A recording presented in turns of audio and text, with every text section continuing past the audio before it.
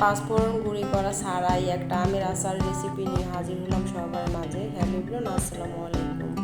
Welcome জানাচ্ছি সবাইকে। আজকে আমি সহজে একটা আমের আচারের রেসিপি দেখাবো।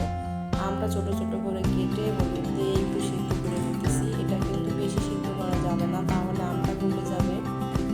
এখন আমি আমটা একটা চাকনিতে সেঁকে নেব, আর এর ভিতরে আমি এখন সরিষার বাটা দিয়ে এটাকে মাখিয়ে রোদ্রে দেবো 2 ঘন্টার মতো। সরিষাটা কিন্তু বেশি মিহি করিনি, তো এখন এটাকে একটু 2 ঘন্টার মতো আমি রোদে দিয়ে দিব।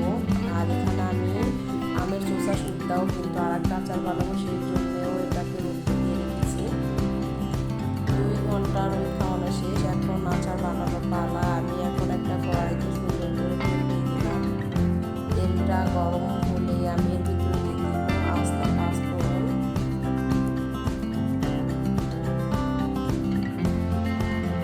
পাঁচফোড়নটা এখন একটু আমি তেলের মধ্যে ভেজে নেব। তারপরে আমি এর ভিতরে দিয়ে দিব গরম মশলা।